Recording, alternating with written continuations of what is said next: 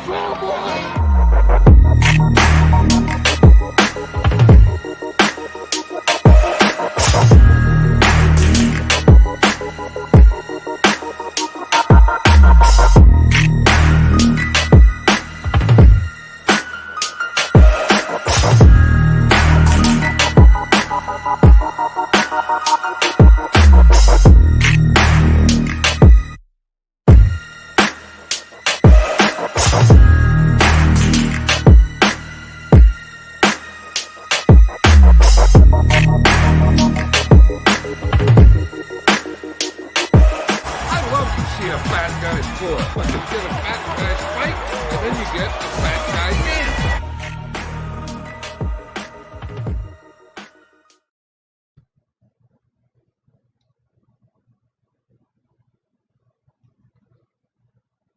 Hey, Brad, you're muted, I think.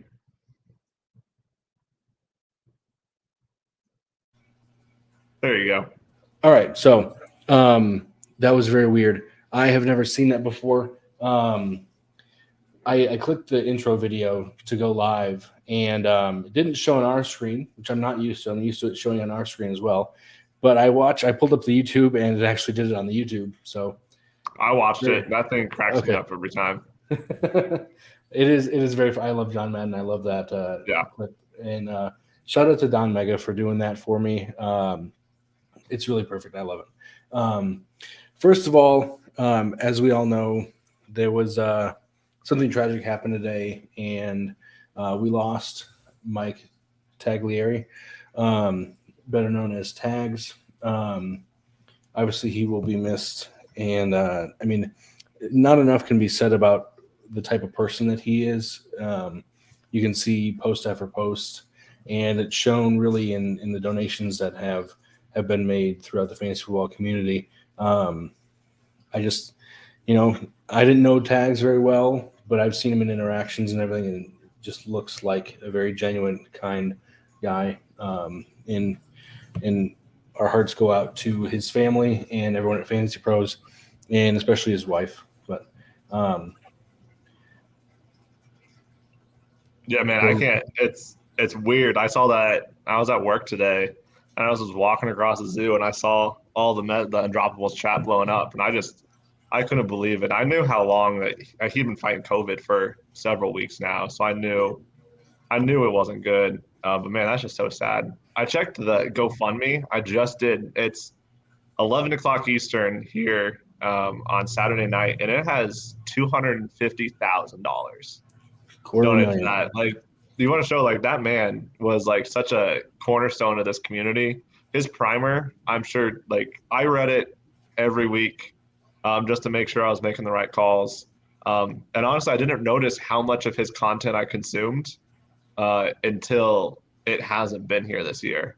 I was talking to Dan, AWL, Saber Matrix, and I was telling him, like, I feel like there's not that much redraft content this year. I felt like there wasn't, like, it was like a giant just vacuum. And I think one big reason is because Tags hasn't been here for it. So he definitely will be missed. That primer, and just, you said it, he was just like the nicest guy. He really was. I always saw him responding to anyone and just always connecting with people in the community. So he definitely will be missed. Yeah. There really can't be enough said about Tags and what he's done for the community and the path that he's paved for others just like myself and Brian. And obviously his legacy will live on for a very long time in this community. But for tonight, at least, let's talk about what the Unsung Heroes is. An unsung hero is one who does great deeds, but gets little to no recognition for them in football. That is the offensive line, the men in the trenches, and the defensive line. Those are the unsung heroes for fantasy football, especially. They get there's no really talk about what they provide for the game that we play inside of the game. So that's what I aim to do a little bit here as we get to talk about matchups and as we get to play around with some data and how that really correlates and speaks to what the offensive line says without just making it solely film based. And that is partially why Brian is here today. Brian and I, it was very early in the year, if not, it was right after the season ended. We sat down and I came to him with kind of an idea, and he helped me work this into what it is right now. And it's still a work in progress, but we called it the pressure coefficient. There is an article on the Undroppables website for that. But what it is basically it's a way for Brian and I to quantify how the O-line is doing by trying to boil out play calling, schematics, and quarterback play, and just have it speak to the offensive line. It's very difficult to do. I don't think it's a finished project. I don't think Brian does either, but I think it's good enough right now to speak at least a little bit to that offensive line play. I know. Obviously, there's a lot that goes into it. There's a lot that's going to need to go into it to make it a finished product. But I like it so far. It's been a fun ride, and I can't thank Brian enough for helping with that, because the dumb O-line guy with data does not always go well. Even with my, you got to give yourself more credit though. You have done so well with Excel. Ever since I started showing you this, now you're making all of these crazy data tables now. So I'm proud of you for listening a little bit to me. I do my best. I do have a degree in economics, so that helps a little bit. But with all the concussions that I've had, a lot of that got lost. So having to relearn it, and thank you again. Like I said, thank you, Brian, for being patient with me as I relearn all the moves. What has pressure coefficient meant to you so far, and what have you gotten out of it yourself, I suppose, as we have built this? I think for me, it's taking something that I don't understand. I don't understand how to rate an offensive line. You talk about all these moves and all. I don't know what offensive linemen and defensive linemen do. I never played football. I am definitely a numbers person. And so it's taking what you know and your expertise and helping translate it into something that I understand. So it's actually helped me figure out who actually the good offensive line are by being able to put some numbers to it.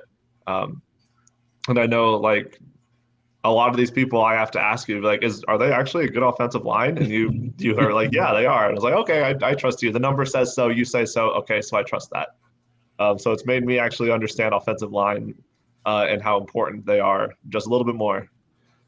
Yeah, when we were trying to find the right formula to spit out what we wanted, obviously we had a lot of back and forth, and which things got weighed more and which things got weighed less, and which things got thrown out altogether. And the way it spoke to us at the end, right now, it looks good. Obviously, there's still some outliers, and that's normal with data usually.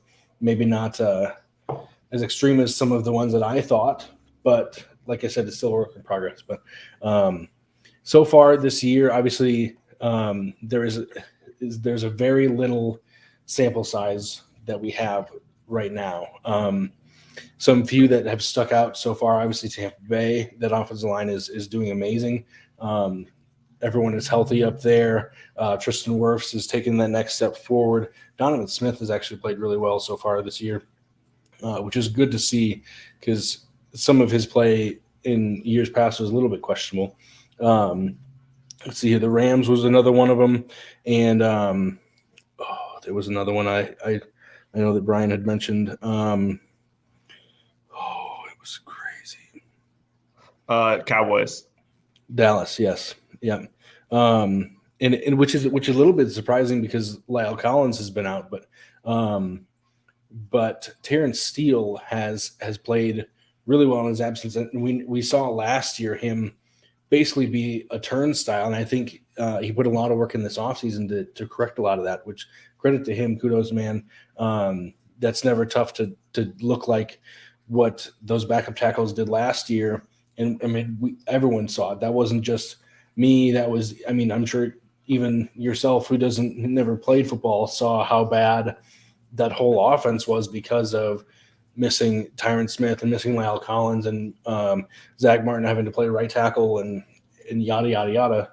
Brad, I'm a Florida State fan. I know what a bad offensive line looks like. So I know what a bad one looks like.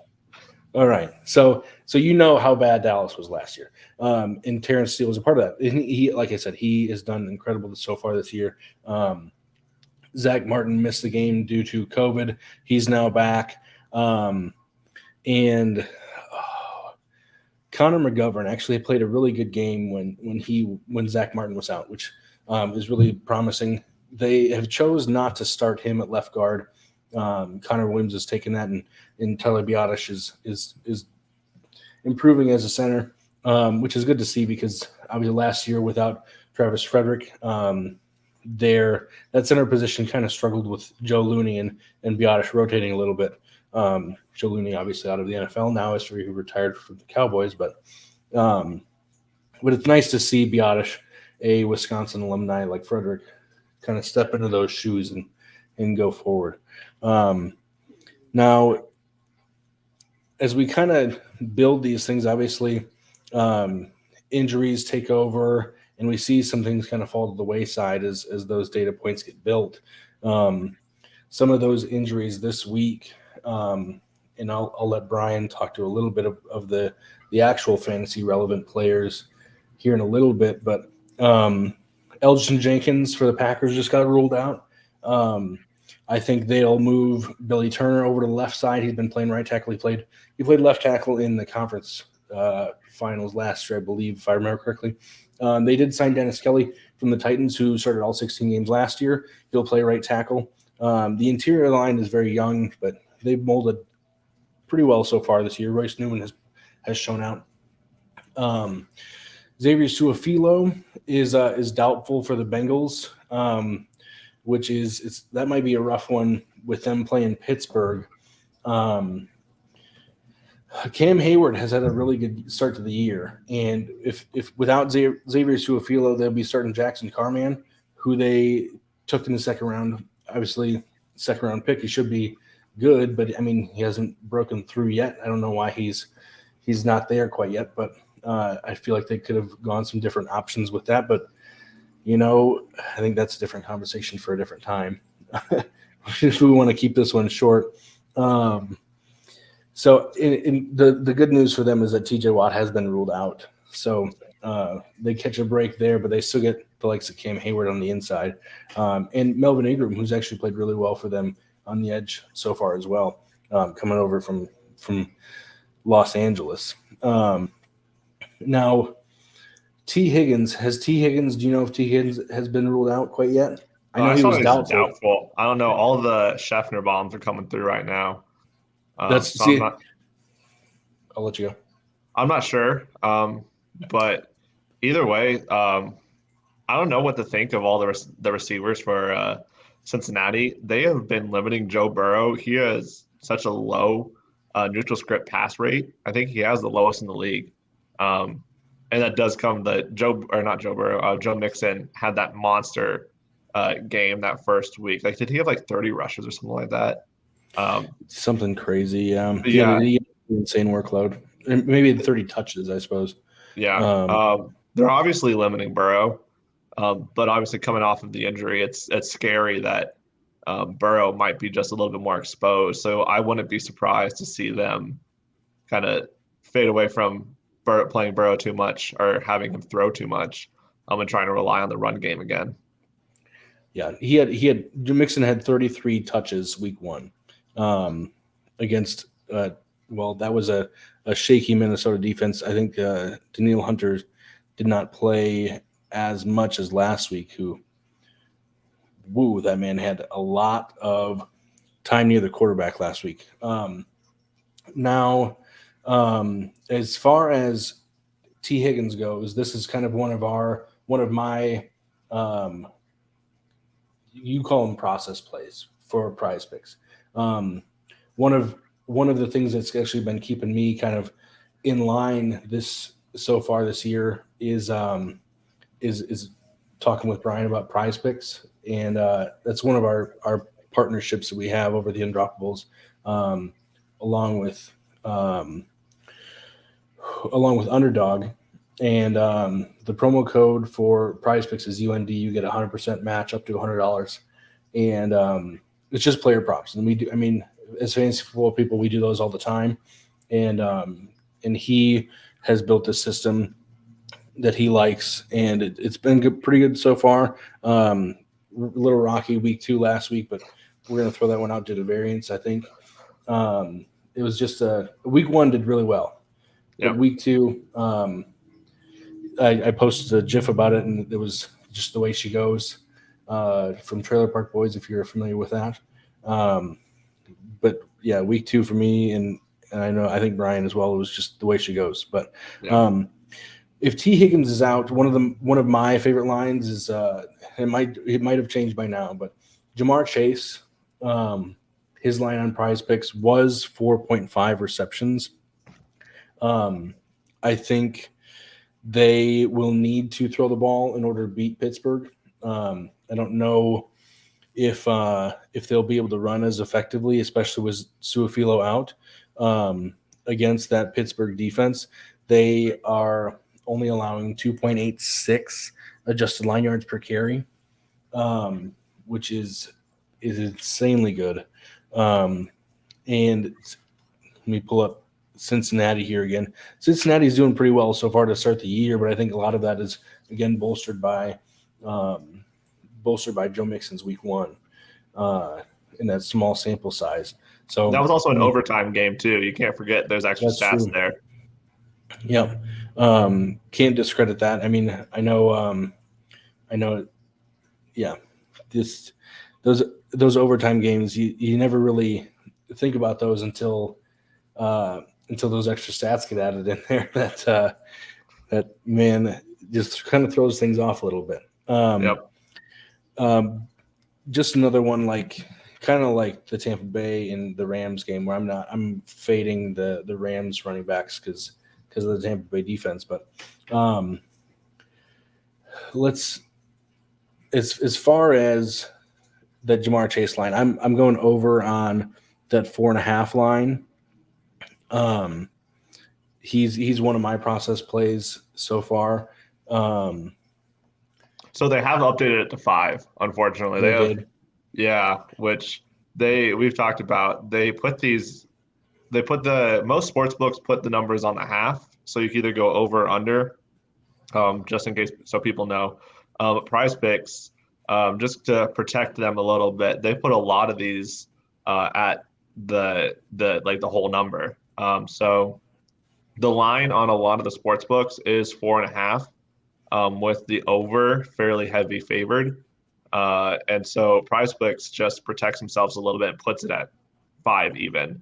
And so Boyd and Jamar Chase are at 5 now. All the sports books I'm looking at favor the over. And we've kind of talked, that's a dangerous play right there. If you do some pick 2s, it does, and it ties, which is what the sports books are kind of expecting. You do get paid out at 1.5. I've gotten my fair share of 1.5 payouts. It's a little frustrating, but you still do make money. But yeah, I've been a lot more hesitant recently. And I think the sports books favor the Tyler Boyd over 4.5 a little bit better than the Jamar Chase line now. Really? I mean, that makes sense. As Boyd should see a little more in the slot than Chase, I would assume. I still like Jamar Chase. I still like that line. The 5 makes me a little hesitant. We were talking about a different one that was Austin Eckler at an even 5, who I think will have a smash week. I have in a lot of my DraftKings lineups, but that 5 even line just kind of, it doesn't sit well with me. It's not one of my favorite things to do. But let's move on here. I suppose since that one kind of got moved on us, it's too bad because I really like that one too. I want to move to the Detroit and Baltimore game. Obviously there was some pretty big news that a lot of their defensive linemen defensive linemen, linebackers, the guys that spend a lot of time together, they all are out on the COVID list. One of those names is Brandon Williams, who's their nose tackle. And as I try and scroll through my list of injuries here, which is a lot for the beginning of the season, which is it feels like there's a lot of injuries, doesn't there? Yeah. And it like, especially with Baltimore, I mean, that just sucks. But let's see, Justin Matabukwe, Brandon Williams, Justin Houston, pass rush. Derek Wolfe even is another one that has been ruled out. Ronnie Stanley on the opposite side, he's their left tackle who's got ruled out again. Villanueva will start at left tackle again, which is very questionable. And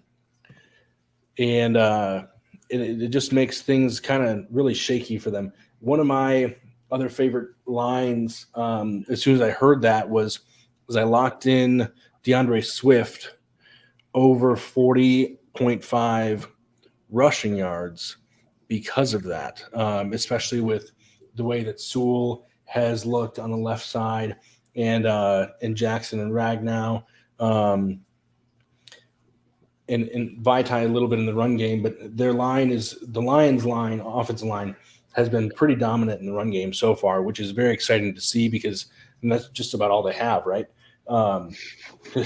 They got the offensive line, Jared Goff, T.J. Hawkinson, and Quintez Cephas, who, I mean, as I want to cheer for Wisconsin, I mean, Quintez Cephas is not anything to write home about. But so far they're ranked 9th in adjusted line yards per carry, 4.46, which is really nice to see for Detroit. I mean, it's something to get excited for, at least, which is why I liked that Deandre Swift over 40.5, which is still sitting there, by the way. It still has not moved, which is very nice to see. Brandon Williams, Matabukwe out, and Derek Wolfe out. I mean, there's still Calais Campbell there, but I think there's going to be room to run, and as they get kind of churning in the run game. I mean, Jax Falcone, the Undrafted podcast, he hosts the Undrafted podcast. He always talks about the Patriots winning rock fights last year, and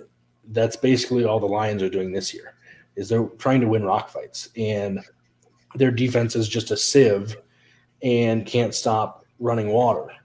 So they're behind in all these rock fights, and they can't get ahead. But I still think Deandre Swift is going to smash that over.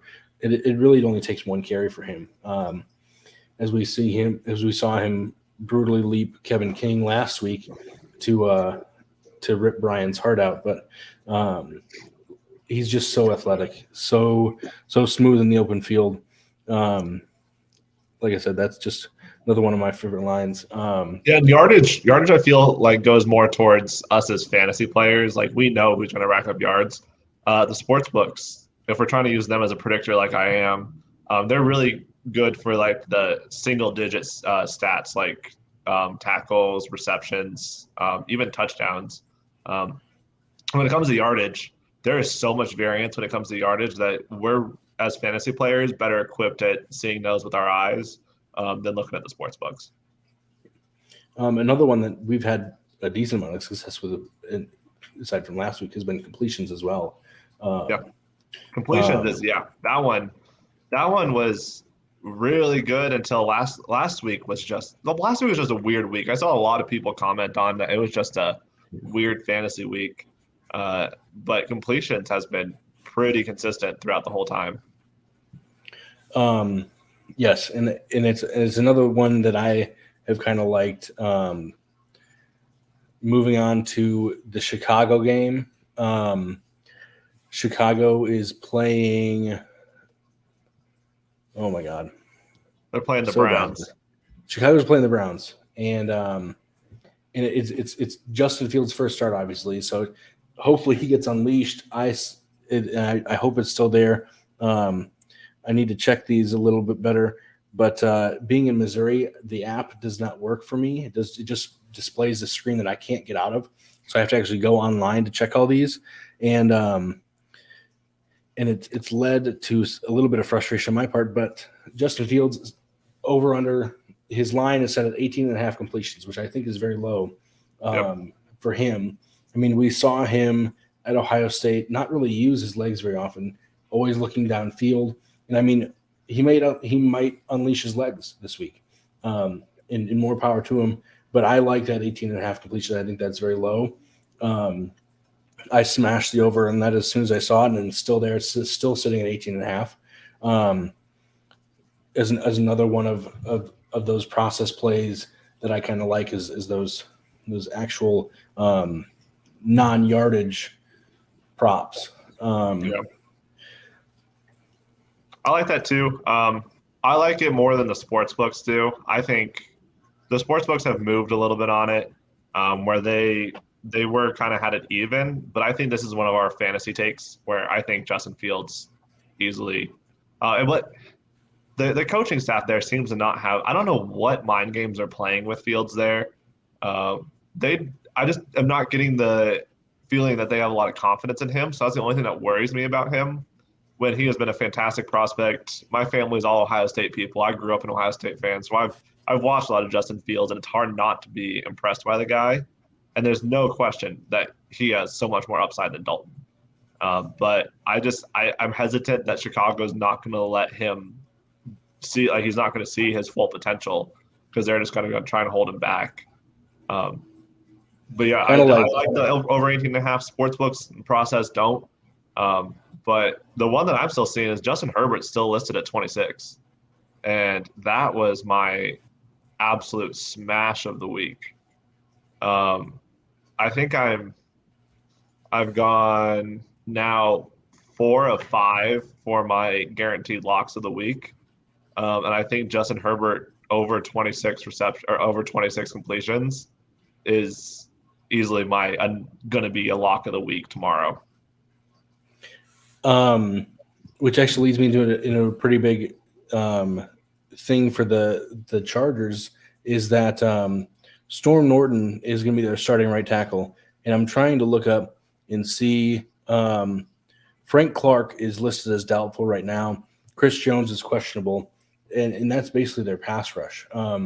That's at least a lot of their pass rush, and which I mean they're going to have to sit back in coverage in order to stop Herbert then.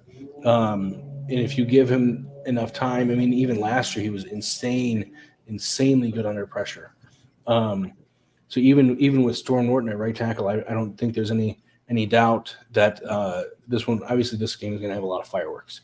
But I think Herbert will be very well protected, especially if Frank Clark is going to miss the week here. It's just another one of those lines that's sitting on the even that I just don't have a whole lot of sway either way. Well, in my opinion. Here's the thing that's going to change you is it's sitting at 26. Mm-hmm. All the sports books are sitting at 26.5. Oh, and are still liking the over. So that's one of those. That's one of those where you're like, it's even, but it's even in the wrong direction. It should honestly be at 27. And I don't know why they haven't corrected it yet. Maybe Prize Picks has just got too much on their plate and they can't quite fix that one. But just kind of like they have T.J. Watt still sitting out there as a sack candidate. Just kind of funny. Some of this stuff on there is kind of funny, but either way, let's see here. The other thing, though, back to the Justin Fields line. The one thing that I did like is that Nagy came out and said that they've seen things from him that they didn't see in the preseason, which I mean shocks me. I don't know if Nagy was just putting on blinders in the preseason or what, but I don't think Justin Fields has really changed much. But their defensive line for the Browns just isn't getting a whole lot of pressure outside of Myles Garrett, and they're ranked 25th in adjusted sack rate. They've only had 3 sacks on the year, which it's not very good when they signed Clowney and with Myles Garrett over there. But they're also going up against Chicago's offensive line, which is not the cream of the crop, I should say. But Jason Peters is playing pretty good. not too bad to start the year, at least until he breaks down eventually. I hope he puts it together, but it's just the way things have gone for the last few years for him, I suppose. Let's see. Is there any more of your? Do you have any other locks of the week that you've found in Prize Picks yet? The other completion one is Teddy Bridgewater under 22. It's the same thing as the Herbert line, where I think they went the wrong direction. And his line is pretty solidly everywhere, 21.5, and the under is favored everywhere. So I posted that one yesterday to our Discord, just telling people to lock it in because I think that one might move, and it still hasn't, and it should. The Prize Picks, honestly, if they're smart, they might move that. I don't know if they're somehow manipulating my mind by not moving it, but I think that Justin Herbert over 26 completions and Teddy Bridgewater under 22 is a pretty surefire guarantee for this weekend. And I think a lot of that has to do with the run game and how a lot of people think that they're just going to dominate in the ground and not have to do much because of their defense as well, keeping Zach Wilson out of the end zone and off the scoreboard. Von Miller, I think Chubb was trending to play. Let me get a report on him here really quick, but this leads me to another one in this same game. Von Miller on the defensive special teams props. There's some sack lines. I think he's a pretty much lock. His line is half a sack, and I think that one's an easy smash over, especially if. Oh dang it! Yeah, I am still over on Von Miller, especially with Becton out. George Fant and Morgan Moses have been able to hold it down a little bit, but I mean Von Miller's just too good. The unfortunate news is that Chubb underwent surgery a couple days ago, and his ankle is on the IR now. That Broncos defense is taking some hits. Both Chubb and Ronald Darby are both on IR now. Yeah, and I mean it still shows to how good they are though. With Simmons and Miller and Surtain, I mean, just those three alone, I mean, they still have a lot more talent outside of that, but I mean, they've just been stellar so far this year. Von Miller is able to get enough rush by himself without having to need Chubb. Just shows how good Von Miller is. And like I said, yeah, if I had any money left that I didn't already bet into Prize Picks, I'd be smashing the Von Miller line. And which would you rather smash, him over half sack or over 2.5 tackles? Because the process says the over 2.5 tackles is a guarantee play. You know, I mean, if the process says to take the tackles, I'd take the tackles. But I mean, I like both. I'm not really like, no, you got to take the sacks because I say to take the sacks. I mean, that's what the process is for, I think, and I mean we've done very well on the tackle side as well. We really have. That's another thing that we've kind of honed in on as far as our processes. We talk a lot, and we have a pick'em chat or Moneyball chat, and we go back and forth on these tackle lines. And part of the reason why I like to do this show so late in the week is because those defensive special teams props don't get posted until Saturday midday. I didn't even know they were up until about an hour before the show, and just going through them before the show, and some of those are really nice. And the other reason is because of the injuries that we see, like Elgin Jenkins just got ruled out instead of being doubtful, and Suafilo, etc. But yeah. But I mean, our process has been so good on tackles so far. Yeah, I mean, I'd take the tackles as well. I think we're hitting. Doing some quick math, I think we're just under 90% correct. Yeah. If you take away all the ties, we've had like 3 ties. If you take around that, I mean, you're getting almost 9 of every 10 picks correct. That that's a statistical anomaly. Yeah. I mean, you don't need to be a statistician to tell you that that's crazy. Yeah. And I mean, so before we get too far into this, in order to get access to our Discord, you can sign up for our Patreon. There's a couple different levels. One of the levels gets access to the DFS bets. That's what we call the Moneyball channel. If you sign up for that, you get a little bit of Brian and I's banter and in his locks. And I post some of my bets as well. Our Sunday tilting too. Yes. Oh man, my tilt over Robbie Anderson Thursday night.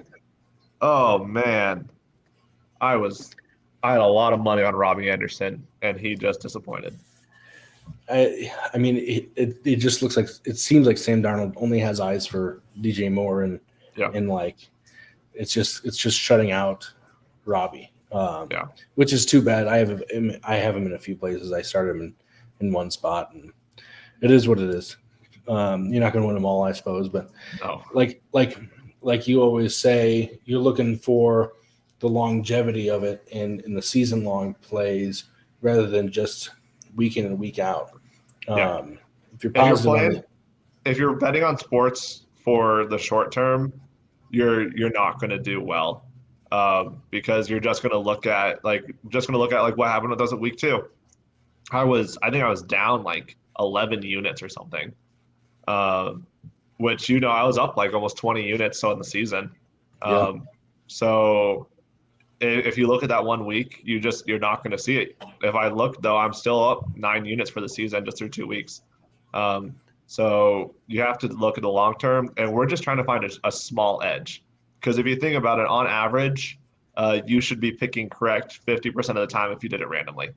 It's pretty much just a flip of the coin if you're going to get that prop pick correctly. So you're really trying to get. My goal is to pick every 2 out of every 3 for the season. I'm hitting around 60% right now, but I wish to be a little higher. But 60% still shows me that I'm better than random, which I hope I am with the amount of time I'm putting into it. I'm better than random, but the amount of variance you see in such a small sample game like football, it's really hard to get much higher than that. You even look at some of the professional bettors out there on Twitter and stuff. They're not perfect. They're probably hitting usually close to 2 out of 3 or 75% of their bets. Just because it's impossible to be perfect. If you're going for perfection, then you're setting yourself up to fail. And I mean, and you've done well so far. Obviously, it's going to take a little bit of time for your process to hone in, and my process to meld with yours, and us to work together. So, I mean, like I said, it's a year-long thing rather than just a week 2 thing. So, I mean, as long as we're up on the year, hey, I'm golden. I know. Honestly, I'm a science guy, so as long as I like go through the scientific process of making a process and like testing it out, I'm happy because I learned. So just come back stronger next season. Yep. And that's a lot of this. All of it is about education, finding as much knowledge as you can, even just for the players, and using that to your advantage. That's like I said, that's why these player props to us fantasy people is so advantageous, is because that's what we do. We just look at fantasy points and catches and yards and touchdowns and things like that all the time. So it's very easy to look at that and say, oh, I think he's going to smash. But then to look at it from Brian's side, and I suppose that way, and see the data side of it and how that's going to work is a whole nother realm, I suppose, which is why I'm glad to have Brian on our team, because he provides that and then some. Because he's not just like he also, like I said, it's also about education. He's educated me a lot, and I hope he's educating everyone else, especially with that article that he put out about the prize picks and what to play and what not to play, how to play the power 3s and the power 4s and all the flex options and things like that. I mean, as much education as you can get on how to play these things is just as important as the player lines themselves. I'm gonna hit one of those 5x4s eventually. That thing is actually magic. I'm convinced, and I'm gonna hit it one of these times. We'll figure it out. Just like I have done.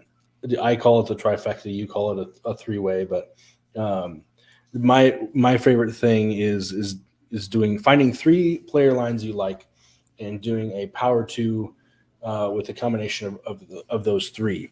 So, for example, I've talked about one of the lines that I've done with that this week, and the other 2 is Cole Beasley under 4.5 receptions, and Bryan Edwards over 2.5 receptions. And Bryan Edwards has helped me before this season, albeit in overtime. I won a lot of money on that game, but I was very happy. So I'll ride Bryan Edwards again. But so I have one power play. It's a 2-pick power play. Bryan Edwards over 2.5. Ja'Marr Chase over 4.5. I have another 2-pick power play. Bryan Edwards over 2.5. Cole Beasley under 4.5. And I have a third power play for the trifecta or the 3-way as over 4.5 for Ja'Marr Chase and under 4.5 for Cole Beasley. So it's 3 power 2s with 3 player props. Use all the name. That Bryan Edwards line is a good line. Yeah. I'm probably going to play in that tomorrow too. Yep. Hopefully that one hasn't moved because I like that one as well. It's still 2.5. Yeah. Good. That's the tough thing about this too is these moves. Some of them move so often that it's tough to keep track. Which I mean, good on Prize Picks because they're doing their job, but that's where we still like to find our edge. And that's why it's nice to keep up with the Discord to keep up with those movements too. Some things move the day of, and you can't keep track of them really. So like I know you had one line, and another guy in our Discord, our Patreon, had a totally different line, and you said not to play that one anymore because it wasn't good for the process. Which is really helpful because then you're not just lighting money on fire like I do every week. So, Brian, I suppose, do you have any other of your process plays at all for the week, or have you looked at any? So I try and wait as long as possible because my whole thing is I want the market to have as much of an influence. That's what's moving these betting lines. So I just started looking. I have a few tackle ones. So you'll know these too. I think the Von Miller over 2.5. It scares me because he doesn't really get him getting 3 tackles is pretty much his ceiling. So you're hoping he gets 3 tackles. But I think that's a really strong play. And then Tremaine Edmonds under 6.5 tackles is also a really strong one that I would recommend. That makes more sense. You pointed out Bobby Wagner. Yes. I mean, last week, like I said, could have been an anomaly, but his line is set at 9. As much as I don't like those even numbers, I mean, Bobby Wagner went nuts last week and he had about 20 tackles. I mean, I think that one's a really good, nice play. There's 2 other sack ones that I like as well. There is Danielle Hunter, who's going against Seattle. Brandon Shell just went on the IR, I believe, and let me look up who they're starting because I don't even know his name. Seattle Seahawks. Their right tackle is Jamarco Jones. And I mean, Danielle Hunter had 3 sacks himself last week. I have him in some IDP leagues, and he scored like 45 points for me. It was crazy. And I mean, the escapability of Russell Wilson is going to be there, of course, but he's just got to get 1 sack for this to hit. The other one that I really like a lot is Max Crosby going against Miami. He had 5 quarterback hits last week against Pittsburgh. Obviously, Big Ben is a slow lumbering. I'll save the superlative, but obviously Max Crosby's been on fire to start the year.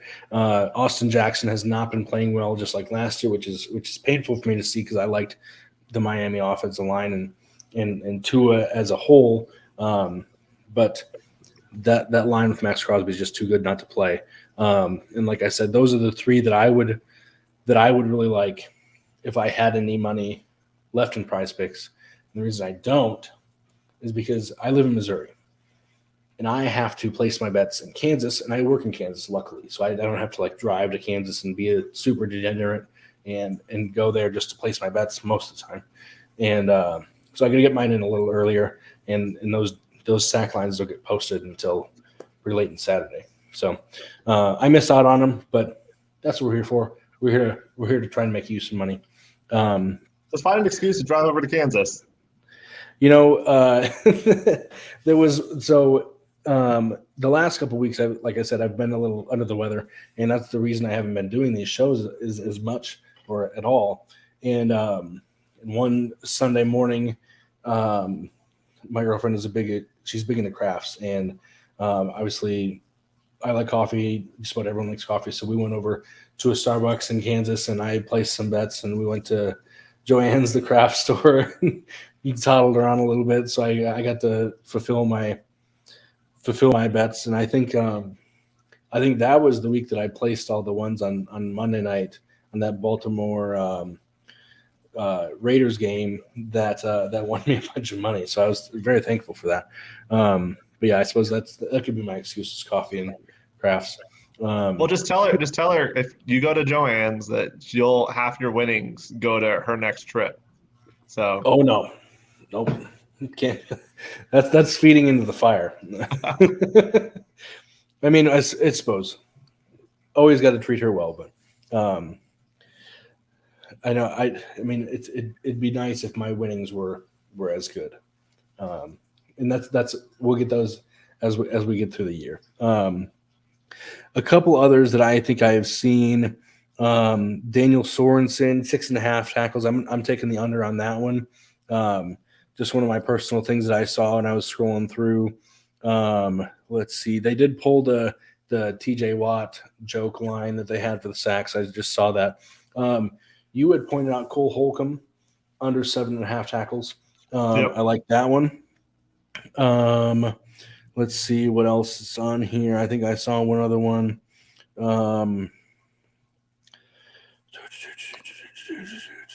Maybe not. I like to also Buda Baker under 6.5 tackles. Okay. Levante David has been criminally underrated by Prize Picks so far this year. His line is at 7.5. I think that's still a little light for me, for my liking. Fred Warner is sitting at 7.5 tackles. I'm taking the over on that one. As a San Francisco linebacker against Green Bay. And Monday night, I saw Adrian Amos is set at 7.5, the safety for the Packers. Sorry, that's Sunday night as well. I'm taking the under on that one. And I just don't see him getting a whole lot. I mean, maybe on those underneath short routes to Debo, but that's a lot of tackles for a safety. What was the line on Amos? 7.5. The process kind of says over. So, see, and this is where he missed last week, though. He's one of our few misses. So, I might hesitate with him. See, and this is where Brian and I go back and forth in the Patreon, and we hash things out a little bit as we refine our process as it melts together. So, just another fun thing to support the Undroppables and join us in winning money. But do you have any, I suppose we're getting close to an hour here, I guess. Do you have any closing thoughts, words, advice? I'd say, like I said, don't just tilt over 1 week. This is a small sample size sport. Betting is a small sample size. Like, you're just looking at small sample sizes the whole time, and that's where we're trying to find our edge. So I know after last Sunday, like when I saw that I was just missing everything, it sucked. Like I was just, and it sucked. It kind of, I hated it. It ruined my birthday a little bit because my birthday was Monday, and I was like, oh, I lost a lot of money on Sunday. But the process is the process for a reason. These sports books, like they're so much, the people behind these lines are so much smarter than any of us. So there's usually a method behind these lines. And so that's why I trust him. And so if you want to not have to go through the work that I put in, the work that Brad puts in, join the Discord, join the Patreon, and we'll put that work in for you. And hopefully we get back to, because we were doing well in that preseason in week 1. And then Kyle drops in every so often, gives us some just guarantees in college football. And then I just throw a random curveball soccer one every so often. I know we bet baseball one time. I did a power 4 in that, and I hit 3 out of the 4 lines. And I think it was Vlad Guerrero Jr. He put up a big goose egg for me and kind of screwed me out of that. But we have a lot of fun. I missed my first soccer contest this morning. I was so frustrated. And you were what? Like you were almost. I was 6 to 6. 6 out of 6, yeah. And so I went. I don't know. Damn Chelsea. I hate Chelsea, so I shouldn't have bet on them. But well, all right. You can find Brian at BPOFSU on Twitter. You can find me at BradwireFF as it shows on the screen. I have to say tomorrow, this is football, not football related. I am a huge Arsenal fan. It's my soccer team. Tomorrow is the North London Derby. Fuck Tottenham. It's our big rival match. We have a famous chant. What do you think of Tottenham? You reply, shit. What do you think of shit? Tottenham. And so it's worse than Packers Bears. And so if I'm in a really bad mood tomorrow, you know that Arsenal did not win. All right. Well, we'll just put Brian on mute from here on out then. And and those are the closing words. Brian, again, is one of our unsung heroes as a data guy, and that's another reason why I had him on tonight. So thank you on behalf of all of us from the Undroppables, on behalf of Brian and myself. This has been Unsung Heroes Week 3. Hopefully it was not a complete mess, and that you're able to take something out of this. At the very least, join our Discord. Again, there's a couple different levels in that. Join us in the Moneyball chat. We have a little bit of fun in there. And as far as tonight goes, hopefully we'll win some money tomorrow. Thank you all for joining us. I'm going to hit the exit video, and we'll see you next week. See ya.